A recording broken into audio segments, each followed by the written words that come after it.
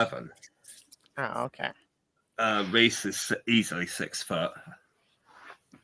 Welcome, so ladies normal. and gentlemen, and everyone that can hear the sound of my voice to this week's edition of the Petty and Ill-Informed podcast. I did tell my co-host we were starting because I'm a really bad communicator, apparently.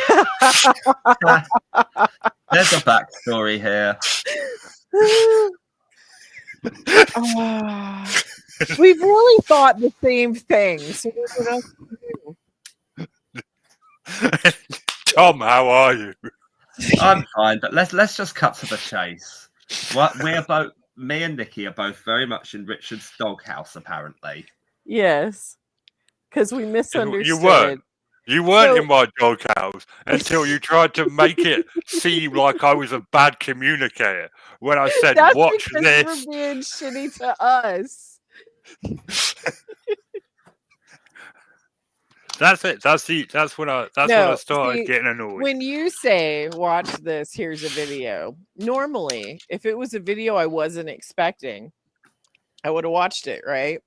But it was Phil's documentary. We had just talked about it on the show. Gabby had sent it to me.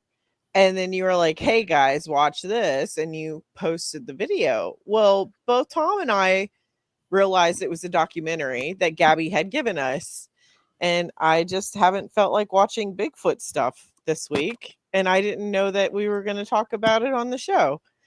I just thought that you were like, here, this is his documentary. If you want to watch it, watch it. I misunderstood. I'm very sorry. I thought you were being helpful letting us see his documentary. It's all fine. It's fine. It's totally fine. Anyway, you know. Well, meanwhile, to quote Arnold J. Rimmer, have you got anything in writing? Was it written crystal clear in non-negotiable, unambiguous terms that we are to watch this show on pain of death or cancellation? I mean, context does matter. So, okay, let's look at the actual fucking conversation. All right, so you brought up the Aaron Patterson trial in Australia, and I said, good idea. Also, we should watch this, and posted the Bigfoot link. Also, we should. Okay, yeah. I don't know. I just didn't take it the way that you meant it. I apologize. I'm the worst. It's okay. Yeah. I mean, it might have just got. I meant to watch it. I just didn't get around to it, and it might have got my ass in gear if you just said, "Try and watch this before the show, so we can talk about it." And then we might have got it. We might have understood. We might Right, have because I thought it was in my own leisure, so I was just like, I don't feel like it. I've been watching a lot of really messed up true crime stories lately. So Nikki, you are a messed up true crime story. I am.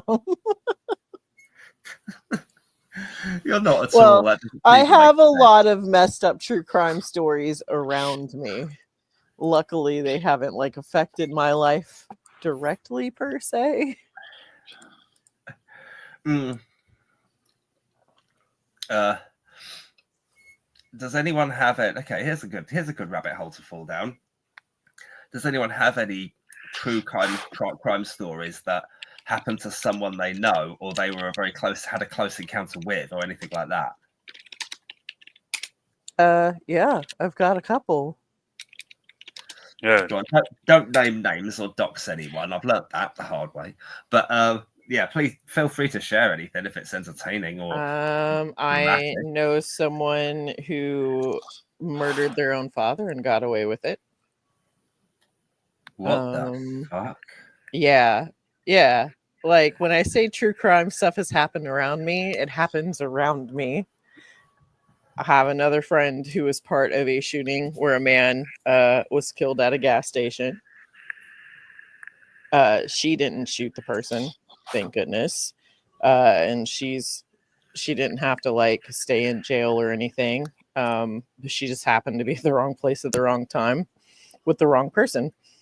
But yeah, I've had a lot of stuff like that happen around me.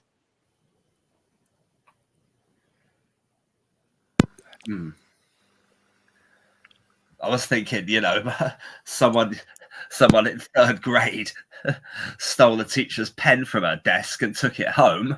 Oh no, expecting that's first-degree really. murder.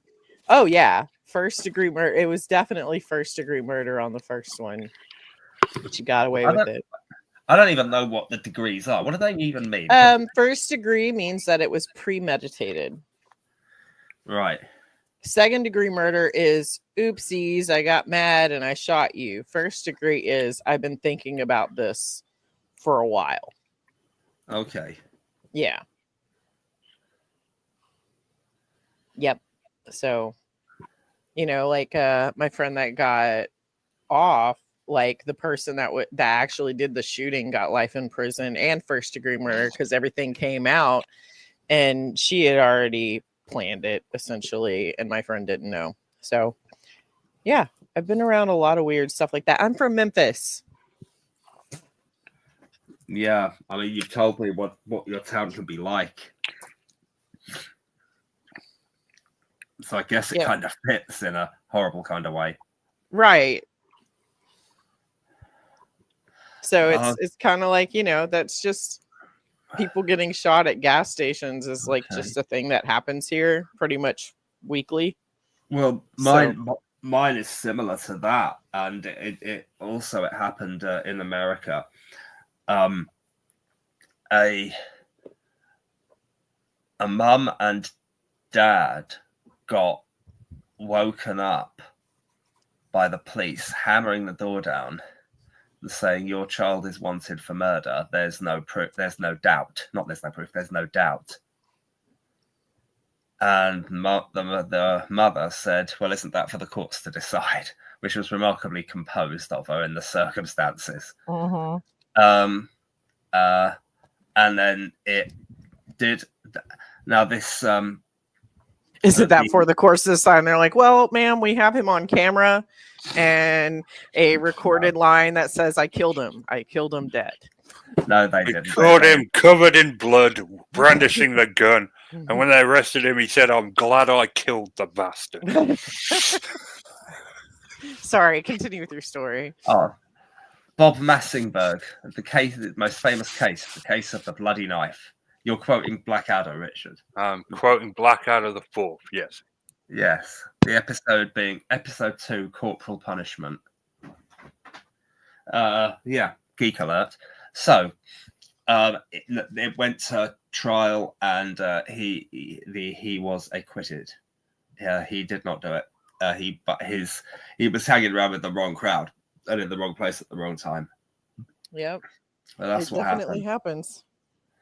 Yeah. That was a very, very. They were dark days for everyone involved. Yeah. Good. Way to bring the mood down, Tom. Loving it. Okay. Well, the news story I wanted to talk about this week is about murder. Should we stick with it? Yeah. No, keep the theme going by all means. Okay, thanks. So let's see. There was a news story that caught my attention. This was something sinister. It's okay. I'm just going to summarize, but read the article. Found it on BBC News Australia. An Australian woman accused of cooking a fatal mushroom meal admits to picking wild fungi, lying to police, and disposing of evidence, the court has heard, but will argue that the tragedy was a terrible accident. Trial is expected to last 6 weeks. Charged with the murder of 3 relatives and the attempted murder of another, with the case centering on a beef Wellington lunch at her house a couple of years ago. Mrs. Patterson has pleaded not guilty. Her defense team says she panicked after unintentionally serving poison to family members she loved. 3 people died in hospital. They were all 70 or close to it. Wow. 1 lunch guest survived, the local vicar. It's like a flipping Agatha Christie, this. It's horrible. Wow. Like, okay. The cause of death is not in dispute. It was these death cap mushrooms. The evidence seemed to the allegation is that she deliberately poisoned her guests with murderous intent after You inviting them think? for lunch on the pretense she'd been diagnosed with cancer.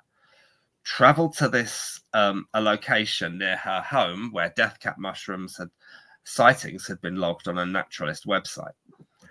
Took a number of steps to conceal what she'd done afterwards. She claimed she bought some mushrooms from an Asian grocery and had never foraged wild ones. She also made a trip to a local dump to dispose of the food dehydrator prosecutors say she used to prepare the toxic meal. There's not actually sure of the motive. They don't know why she apparently hated these own family members of hers so much. There's a couple of really interesting bits.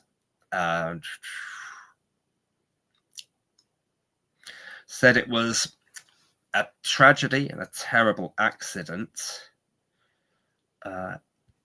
She'd been separated from her husband for years, and he was also invited, but he felt something wasn't quite right and didn't go. That was surprise. Yeah, husband senses on point right there. Please don't kill me with a beef Wellington. That's awful. I think I read somewhere that her plate was a different color to the others.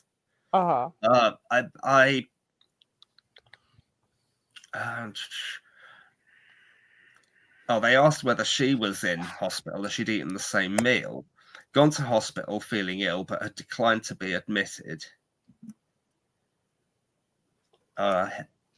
Okay, you don't need to look very deep into the story to know that she's guilty, to be fair. Right. I mean, all you have to look at the point is the fact that she lied blatantly to the police and said she got all the mushrooms at the market, and then it turned out she'd gone foraging for them. After that, you're just like, okay, this bitch did this. Everything else is just icing on the cake. Her getting rid of the food processor and all of that. It was his estranged husband. Let's hear from him. Very rare for her to hold social gatherings at home. I found the subsequent article. He decided not to attend the day before, and he felt too uncomfortable about attending the lunch. Dude, no. Replied with, "That's really disappointing. I've spent many hours this week preparing lunch for tomorrow. It's important to me that you're all there tomorrow so that I can have the conversations that I need to have." How long have you been married for, Tom? It's been years, right? Oh, yeah. It's been like 20, nearly getting towards 20. And I've known Nikki 20 years. You know, we've been, for 20 years. Now, I know when I'm in trouble. And Tom, I assume you know when you're in trouble as well. Yeah. That's why you didn't go. There would have been something the way that she invited him. And he was like, no. He's going to kill me. I'm in trouble. I'm not going. We are not married anymore. I don't have to listen to the lecture. Probably didn't think she was going to kill him, but he knew he was in trouble. He knew there was some bullshit happening somewhere, and he didn't want any part of it. He wanted no part of that bullshit. But it was that story that led me down a rabbit hole. Go on. What rabbit hole? Well, I ended up looking into an urban myth. Which one? A haunted house in Tasmania. Okay.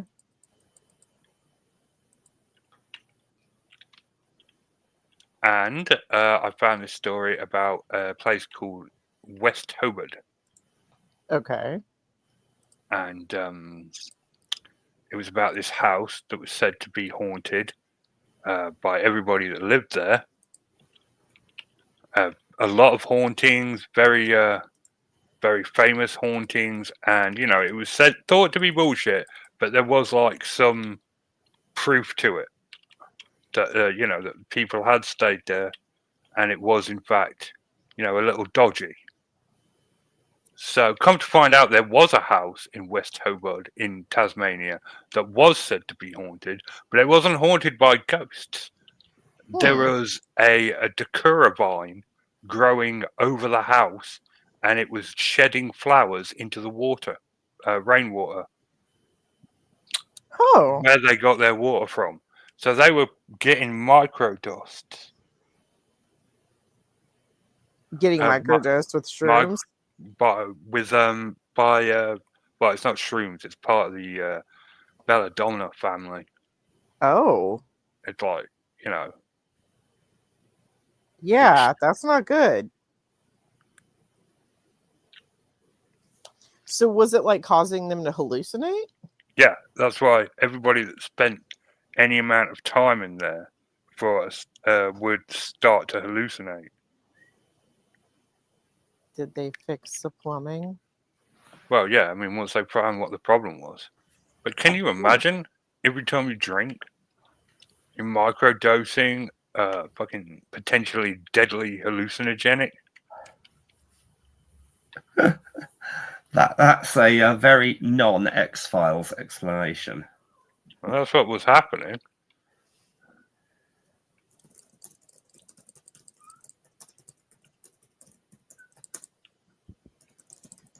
So that was a rabbit hole I ended up going down. That's really interesting. So they were basically just poisoning themselves without knowing it by drinking the water, or was it they were just in the air? Oh, but it was in the water. It wouldn't have mattered if it was in the air. That's true. So yeah, they were just microdosing on the on a hallucinogenic. So, you know, fun. Sounds like fun. Sounds like a good time, but not if you don't know you're on it. Because like you take hallucinogenics, if you want to have a good trip, you are in a very, very controlled environment. Yeah, where you're comfortable. Yeah, and you feel good about things. If you just take them, then that's gonna be a bad time. Yep, kind of like that John that dove out of the like 3rd story or 4th story window when he got dosed with LSD without his knowledge. He just freaked out. It does happen. That would be terrifying, being dosed without your knowledge and just suddenly everything looks weird or feels weird and you don't know why. So where did this stuff come from again? The water, but how did it get in the water? It was growing over the, this was in Tasmania, where they, you know, it's not very super as developed as other places, or it didn't used to be. And they'd get their water from a rainwater barrel that would go through a filter of charcoal and stuff. Yeah. And the vine was growing over that, and the petals would be falling into there. So it would go through the filtration system, so they'd only get like a micro dose, but they'd still be getting dosed. Ooh. Oh, it's not in the belladonna, it's the nightshade family. I thought belladonna was in the nightshade family. I thought so too. So I wonder if they had problems with depression. Did it cure it? Because psychedelics have been known to be helpful on depression. Well, no, nobody would stay in the house. Like, people would live there for like 1-2 years at most, and then they'd leave, and they'd always say it was haunted. Meanwhile, they were just tripping balls. Doesn't sound like a good time. No, it's like I said, you've got to do that stuff in a very safe environment. You do it in a. Oh, Gabby's sending me some information on the plane. Oh, it had scolopine in it. Ugh, that shit's nasty. Ah, Gabby found it real quick, huh? Well, you know, she is the deranged super fan of the show. She is. She sends me and Tom stuff throughout the show. But yeah, She sends me scopolamine. stuff throughout the show too. Well, yeah, there you are. There you It go. had scopolamine in it. That's that nasty stuff that Haitians use to turn people into zombies, isn't it?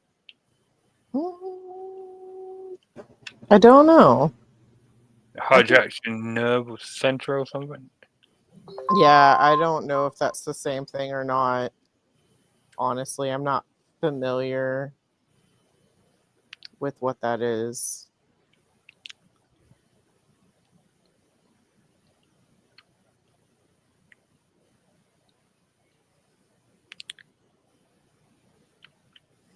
Anyway, everyone's gone quiet.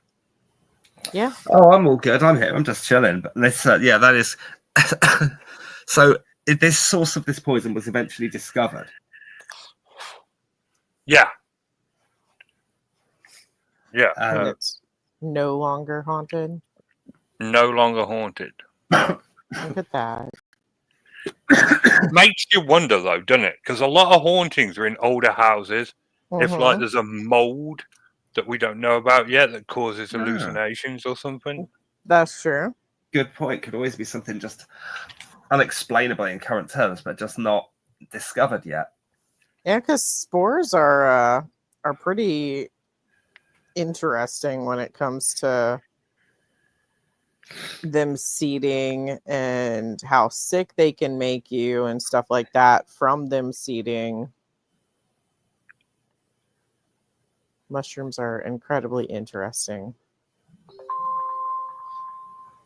Yeah, Gabby's busy blowing up my inbox as well. I was getting oodles of screenshots about all these flowers and poisons and the effects they have on you. And yeah, if you ever want to go down a cool rabbit hole, go look and see what different mushrooms do to you if you eat them. Some of it's just downright terrifying. What they actually do, how they attack your body.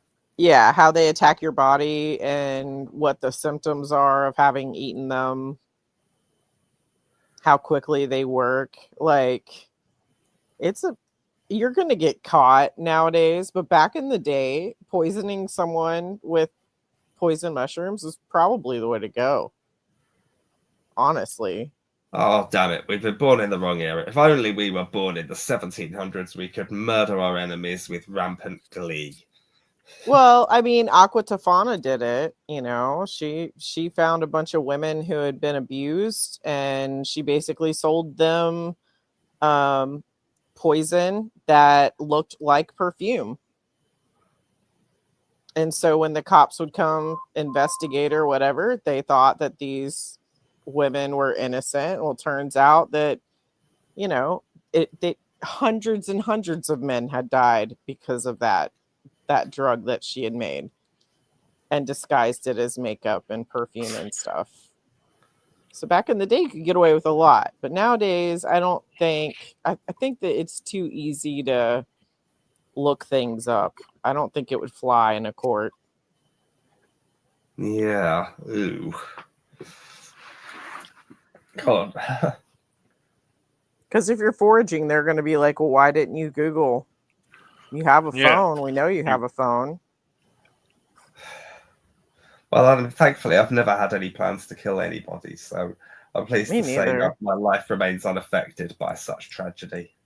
I have wanted to kill people, but I don't like prison. It's very boring, so I haven't killed anyone.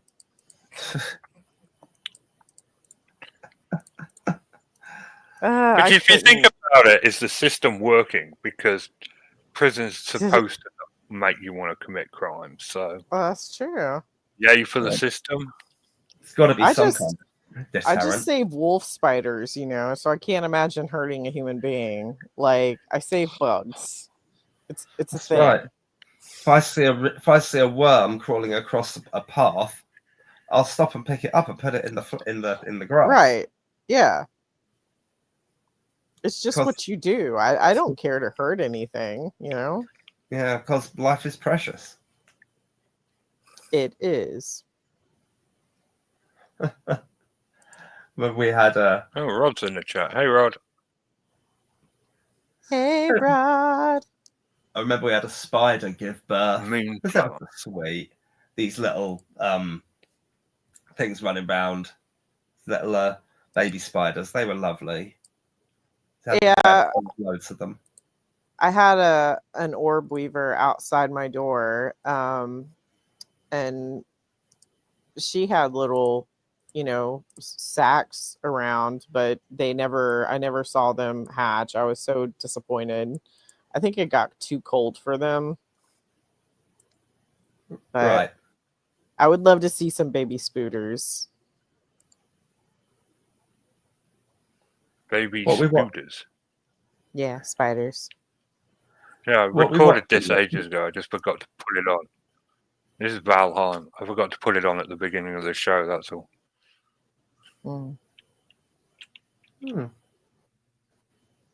Okay, that should prove entertaining. Oh, may I lighten the mood a bit by telling you about some fun I had this afternoon? Absolutely. Yes, please do. Yeah, and strangely enough, it doesn't involve the ending of the life of one of my fellow human beings or anything of that nature. Sorry to disappoint. I wouldn't think wow, spoilers, Tom. Yeah. I decided to, I wanted to try something because when I take my youngest kid out for a bike ride, I have to sort of jog along on beside him and try and keep up. But the trouble is that gets quite tiring. I can't ride a bike myself because it'd be too, it'd be hard to get off in time if he was about to crash into someone or something like that. So I thought, how can I go at a bit better speed than walking and still, how can I do that and stay,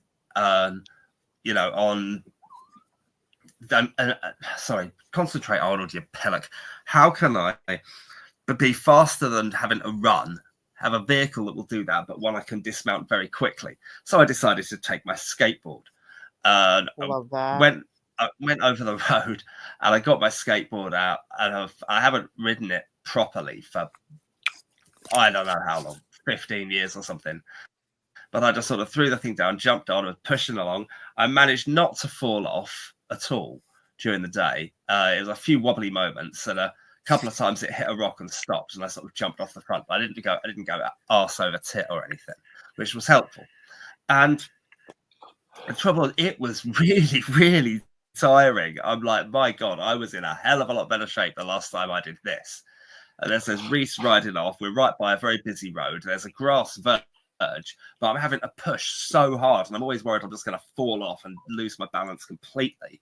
And he was going a bit too fast. I'm like, Reese, stop! And so just trying to keep him completely safe and be close enough to be able to get to him because he's very, very unlikely to suddenly just turn and go straight into the road, but you don't know. You just can't guarantee it 100% with Reese because his autism is so profound. We don't think he would, but you just can't absolutely guarantee that it wouldn't. So you've got to be on your game the whole time. And we made it to the seafront, and there was a couple of bits on the seafront that were really smooth, and that was great. But then that very quickly gave way to some rather wobbly slabs of concrete, and it was not fun.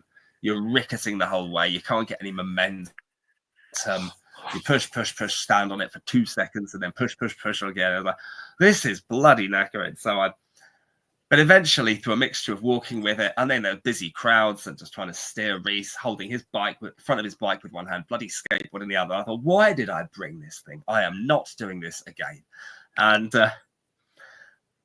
insisted on not carrying it around when we got to town. So I wrapped it all up in a chain and chained it to the bike and chained the bike to a railing.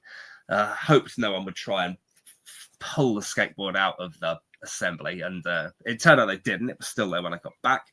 And then had a little trip into town. I always try and buy something from the little record shop there. And last time I went in, they didn't have anything I wanted. And so I'm like, oh man, much as I want to spend £5 in here, and I really do, but you have not got anything cool. And so I didn't and I really wanted to buy something this time. Decided on a Queensryche album or Queensryche. Ooh, I don't really I know love them. Queensryche. All right. Well, I don't know if I've heard maybe 2 songs ever. And this album, it's called. Let's see. It's called Empire. It's from 1990.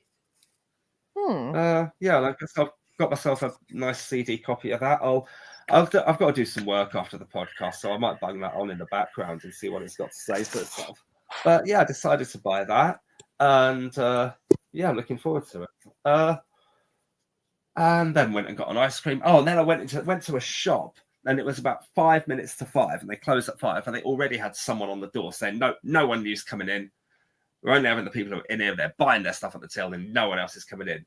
So I knocked on the door and groveled and said, please, I only want to buy one thing. I know exactly what I want, and exactly where it is. I'll be really, really fast. And someone else went in the shop. We're closed. The person on the door pleaded my case for me. I was let in. I ran to the back of the shop, grabbed the thing I wanted. That was a birthday present for a friend of mine. It's just it's just a little one of those things that if I try and describe it, I'll just do a really bad job. It's like a little sensory pleasing on the eye type toy where it's a little sealed like glass of liquid with 2 different liquids in it, and then you turn it upside down, and the one at the top drips down through little holes, through little waterfalls. Oh yeah, I know what you're talking about. Yeah, that kind of thing. One of those. Yeah. I've got one of those for my friend Tony at work because it's her birthday, and we always get each other a little something. Decided on that, and yeah, managed to grab that. Got to the till. I got to the till, and I gave a salute to the lady on the door just to say, "Do it as I'm told, ma'am." And then what did I do after that? We went and got an ice cream. Oh, there's this little ice cream place that does these salted caramel ice creams, and they are so nice. They're so absolutely super. But the weather had turned a bit, and it had started out as such a nice bright day. The clouds had come over, and the wind had picked up. I thought it might even rain, so it was a bit. I thought for the journey home, I thought I am not doing this skateboard, and I strapped it to my back and like tied it all in really tight so it wouldn't fall off the back of my rucksack. And then Reese rode his bike a little bit more. I had to push him up this hill, then went home and cooked some dinner a bit later. But I really wanted to try this skateboard thing, and I'm glad I did it the once. But no, I'm not doing it again. Oh man, not that I'm kill myself on a right. I feel like I would die on a skateboard if I tried now. Yep. Oh. I don't think I'd make it. Well, You get me on some rollerblades or some ice skates, I'm down. Oh. I used to love ice skating as a kid. Why don't you try rollerblading? With skis. My brother was big on that. Oh, skiing. Oh no, don't talk to me about skiing. No, not skiing. Rollerblading with big skiing sticks. A hybrid of the two? Yeah, so you can push yourself it's a along. weird thing that some Americans do. I don't know what the purpose is.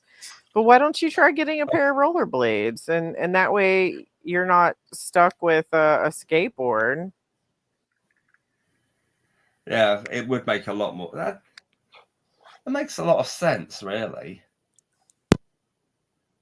I am a fan. Oh, I could always... Me and my mate, when we were kids, a kid on my street, we'd always we'd swap one of my shoes for one of his rollerblades and go around with one rollerblade and one shoe on. And we just go up and down the street like this, just going on one foot. And then we used to call it, about, you know what, like 12, 13-year-olds are like, we used to call it arbor doing. And we just go arbor do, which meant absolutely nothing. God, man, the memories that come back when the trigger. I haven't thought of arbor doing in ages. You were arbor doing when you were 13, 14. Wow. That's really unexpected believe me, as a teacher. Yeah, don't tell any you're of probably his... surprised I don't do it. probably surprised I don't do it now. You're probably surprised I didn't do it today. To be honest, Um, I am well, surprised. That does sound like something you would do in modern times. I've developed some sense of time and place over recent years. So Unless coconuts are involved. Unless coconuts are involved, yeah, exactly. And then all bets are off. Tom's got I wasn't gonna say it, but I did exactly the same this week. I thought of you guys as I always do.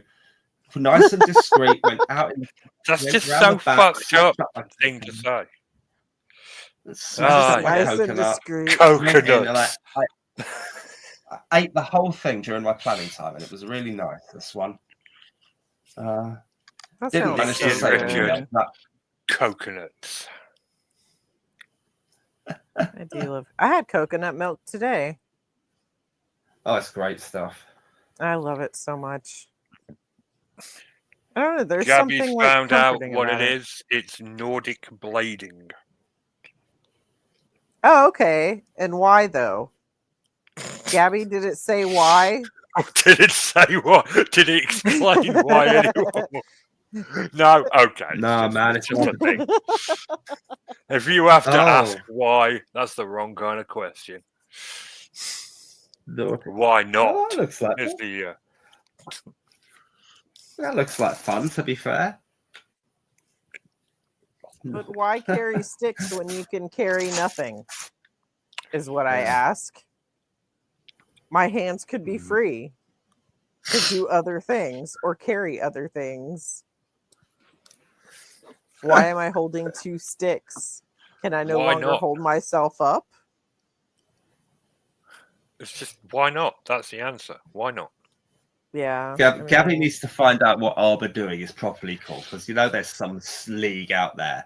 There's some pellets who do it on some, I don't know, Urban Dictionary or something. I'm glad that you acknowledge it's a pillocky thing to do, but yeah. God, mate, I cannot tell you the number of times a kid does something really daft in class. Not at my current school, my special needs school. We wouldn't talk about anything a kid did there was daft. It's not our ethos, but in mainstream, in mainstream, or our own son, if he does something silly, Dan, the one you refer to as the naughty ones, and if he the shit one, daft, and I ask myself, wow, that was ridiculous. What does he think he's doing? When's the last time I did something like that? And I'm like, oh man, I was 35. Right. Like we joke at work. We said something about snorting pixie sticks at work, and I was like, I've done that since I've been an adult, just because I wanted to know. Oh god, the things I've done as an adult, a so-called adult. Yeah. Right. One time he walked across a jaywalk without pressing the button. No. Hardcore Tom. Out there with the thug life. Jaywalking. You bastard. This will only mean something to you, Richard, but we were playing American football once, and just before this, they blew the whistle to start a particular play. I looked at the other guys. I went, "Oh, you lot! I've had my Weetabix," because that was a advert in the 1990s. I know what Weetabix are. No, it was an advert. It was like the modern day Snickers commercials. You're not yourself when you're hungry.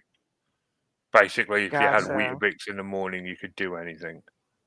Gotcha. It's like Popeye's spinach. You know what I miss? I miss from fucking old British commercials. White's lemonade. That's what I miss. Oh, you know what? That used to be the great thing about VHS, because if you forgot to tape over the adverts at the time, you hated it. But at the time, you hated it. But later on, you realised just how cool they were. You're 10 years, the mid 90s or something. You'd play your 1987 copy of, Star Wars: A New Hope that you taped off the TV, and there'd be adverts in there for, Domestos, which is a bleach that you put down your toilet. The bottle's green, but don't adjust your sets. New Domestos fresh with a directable jet. And all these things that have just stayed with me to this day, clearly. I get that because I still have VHS tapes with like old cartoons and stuff I used to watch. And like the old Crest commercials and Crayola commercials were super freaking cool. In general, I don't know. I fawn over old nostalgic commercials sometimes. Like when I find them on a VHS, it like takes me back to, the 80s or 90s where I'm like, oh yeah. I remember that sitting on the floor in front of the telly.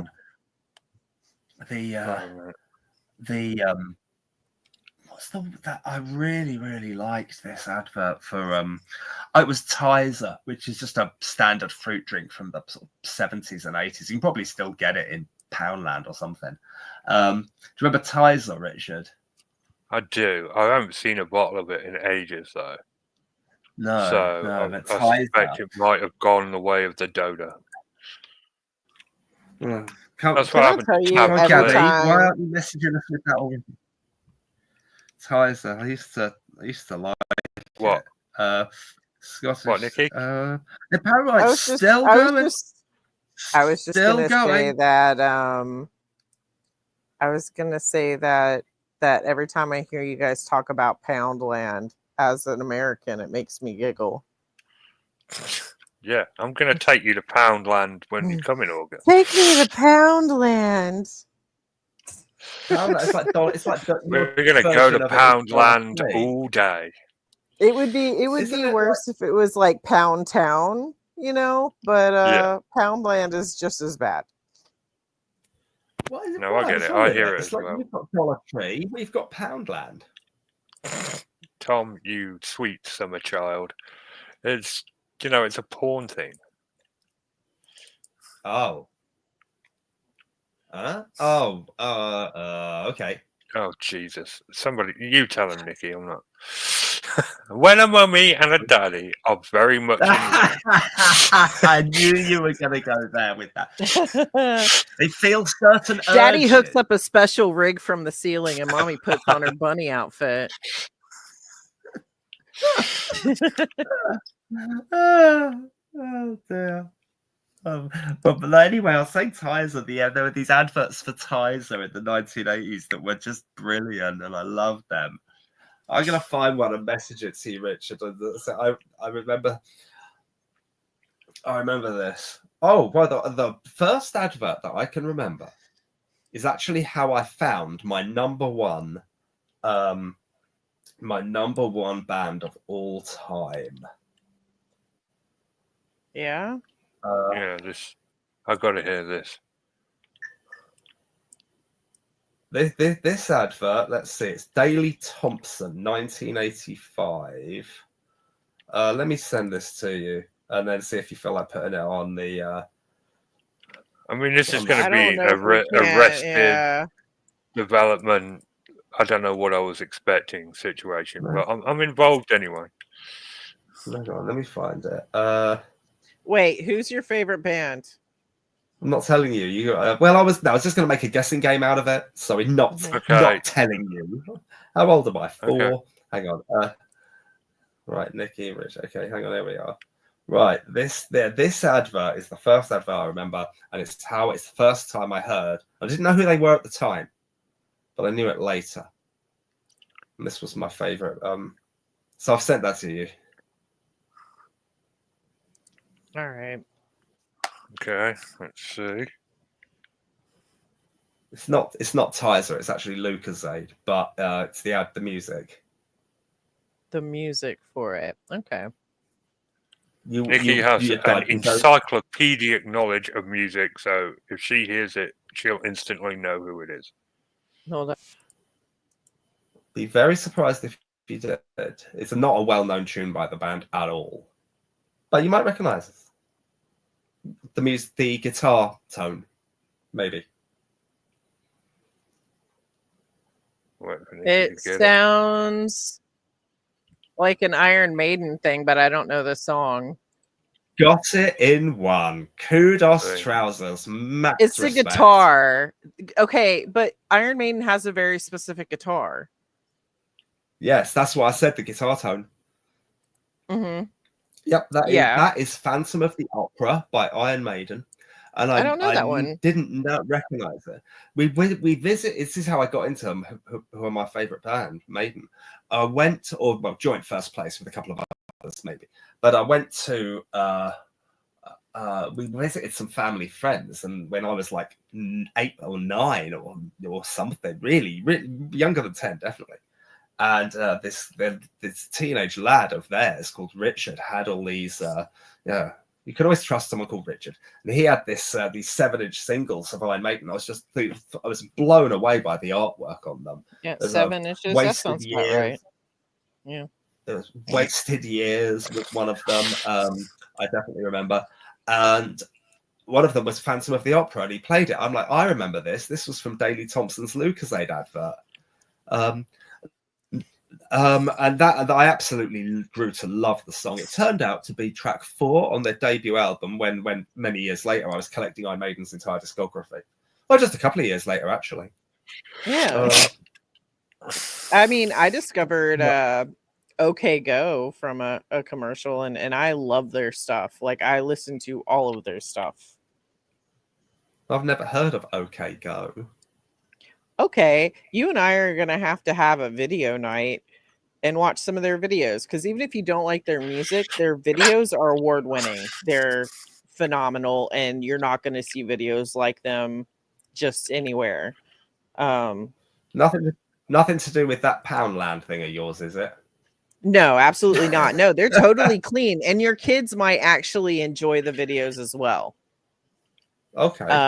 The first one is a whole choreographed routine they do on treadmills. They have done zero gravity on one of the planes that like go up, and then have zero gravity for like 30 seconds or something. They did a whole video that way. They've done a Rube Goldberg machine. They've done all sorts of really cool stuff. I'll have to show them to you. You will love their videos, even if you don't appreciate their music. Their videos are great. Okay. They're just, you're never going to see anything like it. And they started doing them themselves because I want to say, here it goes again, like they were supposed to shoot the video. It kept getting put off. And so they decided, screw it, we're going to make our own video. And I think they got in trouble with their production team, but it went viral. And so they've just been doing their thing ever since. They're a great band. I don't know where they're from, though. Look. They kind of, do you know who the Fratellis are? They kind of remind me of the Fratellis.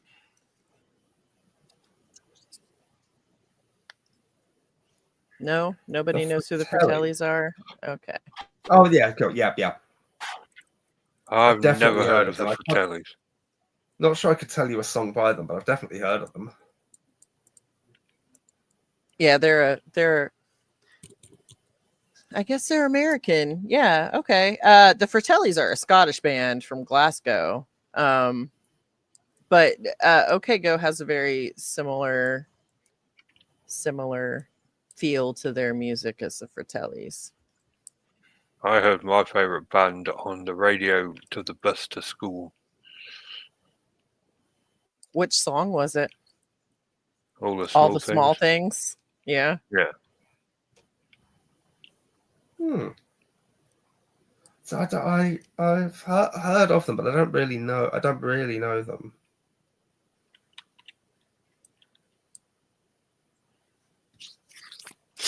Yeah. But yeah, that's how I was introduced to Blink-182, the greatest band on earth.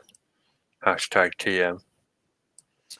One of my oldest friends from New York introduced me to my favorite band, and I've seen my favorite band in concert like 5 times. And everybody rips on my favorite band, but I don't care. Their following is amazing. And during COVID, we got weekly live concerts from Dave Matthews in his attic. So it was great. You see, you could have let me say it was Dave Matthews Band, so I could have got some brownie points there. But okay. I knew you knew because we make fun of each other's favorite band all the time. Okay, but still. Though I do genuinely enjoy, I love Blink-182. They're a great band. Of course, they're a great band. They're the greatest band on earth. They've done studies. I disagree. Yeah, I'm not gonna. You're not gonna convince me. Okay, on that one, greatest band on earth, but who sings the greatest song in the world? Oh, that's a good question. I know who sung it. Well, it's subjective, so. Yeah. Well, no, it's not. Tenacious D. They sang an entire song about how they sang the greatest song in the world. No, they didn't. They sang a tribute to the greatest song in the world. That's true, but they sang it. In fact, they deliberately say during the song. You gotta believe me. I wish you was the there. Song it's a matter of opinion. That's right. There's a whole line where he says this is not the greatest song in the world. That's true. But I said that, but he did sing it to the devil. We just didn't get to hear it. Well, do any of you guys have like a song you consider the best of all time?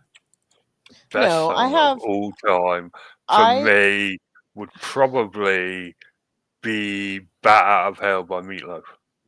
Really? Great song.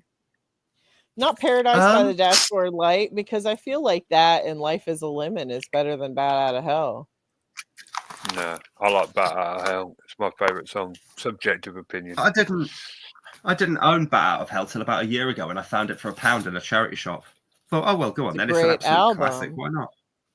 It's a great album. Well, you have to like that.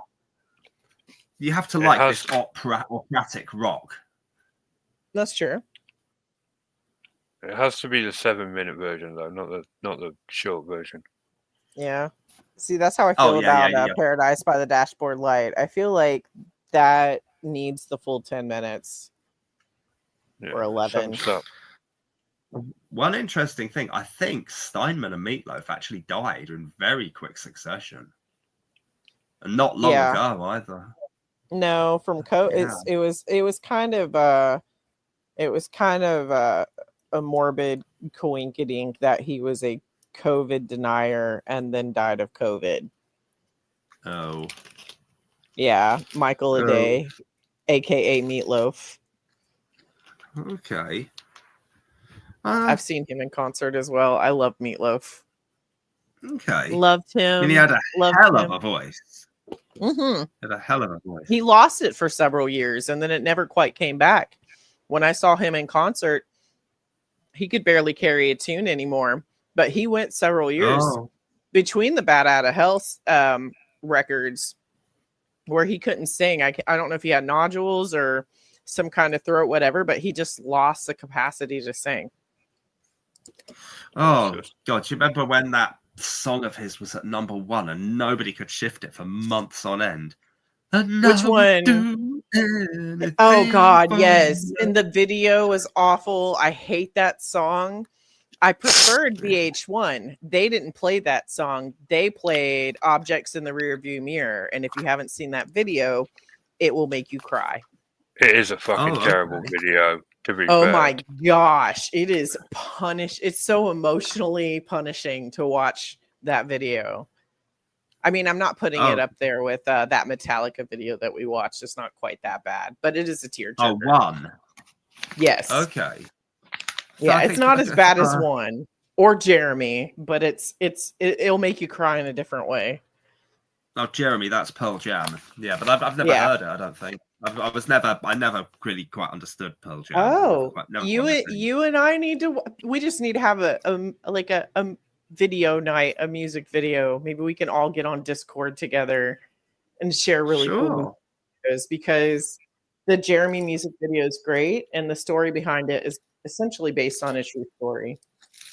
Okay. All right. I know it was is it a song Pearl Jam stopped playing when like Kurt Cobain killed himself or something like that? No. This was about a young man who killed himself in front of his classmates, like in first grade or whatever. Oh. And First in grade. between Eddie Vedder's, he was like he might have been in second grade. He wasn't more than like 9 years old. He was young. He was in elementary school. Oh my good God. And That's like horrid. in the garbled gook of Eddie Vedder's failure to enunciate, the words are Jeremy spoke in class today, but the whole video and song is about how they picked on him and how he wasn't like wanted at home and stuff. Yeah. Oh.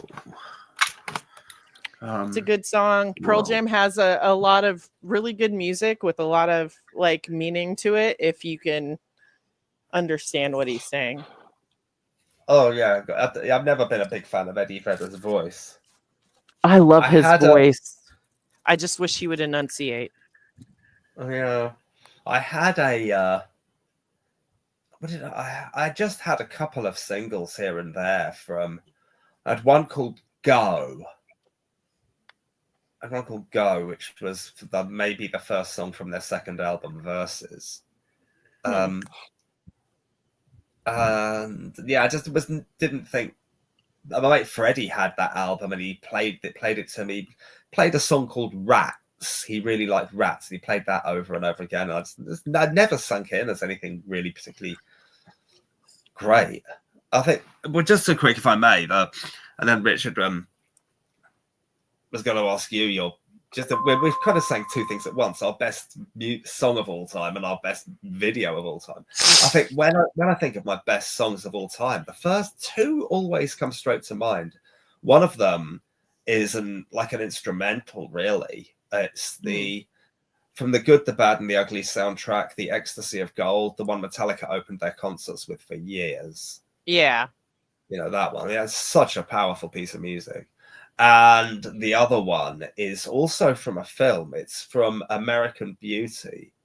It's Annie Lennox. I know what one. Yeah, I knew which one you were going to go with. Don't let them bring you down. It's just so powerfully made. Do, do, do, do. It's a great song.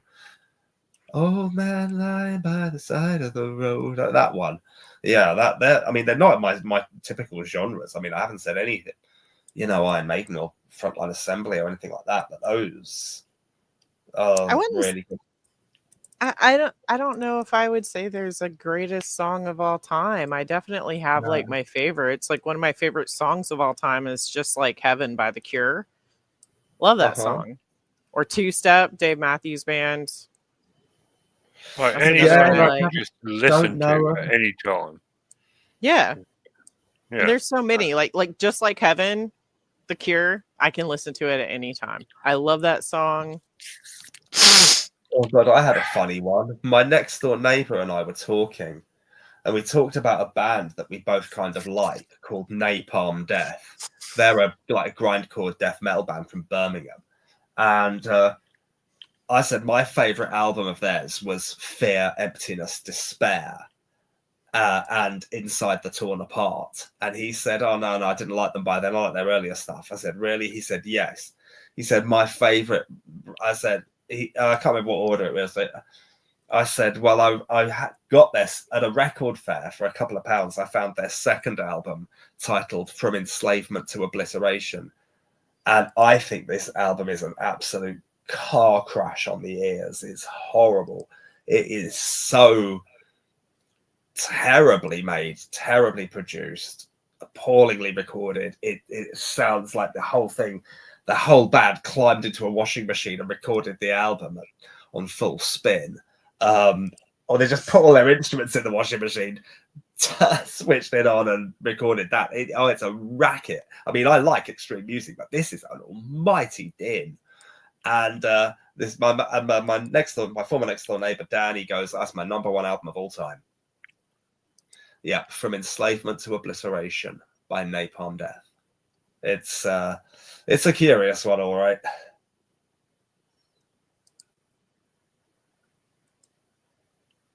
Hello. Huh. I'm here. I was messaging Gabby and listening. I was just telling Gabby about the absurd amount of music I listened to this last month. my Spotify DJ was like, you listened to 3,200 and blah, blah, blah minutes of music last month. And I was like, holy shit. Is that it? Just in 1 month, over 3,000 hours. Yeah, I've been listening to a lot of music this week. Ace of Base. I've been into mashups as well. I've been trying to find good mashups. Oh, I need to get you on some. I have plenty of really good mashups I think you would like.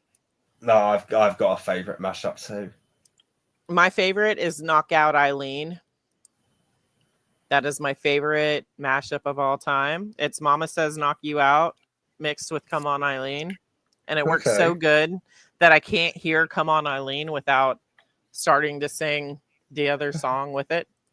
My favorite mashup is Kool-Aid and the Gang and Quiet Riot, Mental Health and Celebrations mixed together.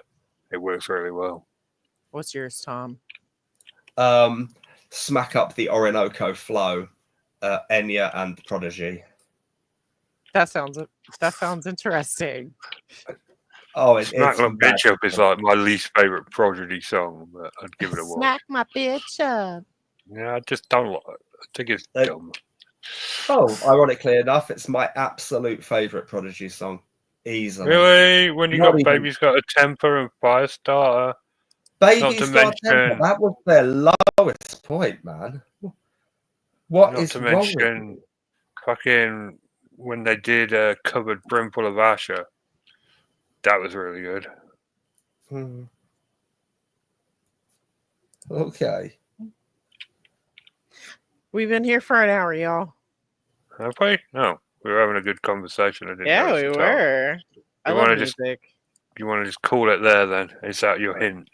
Well, it doesn't matter. No, I was just letting you know. I don't care. If you wanted us to go for 10 minutes longer, you needed to get Kevin in because he is the one who always used to drag it out.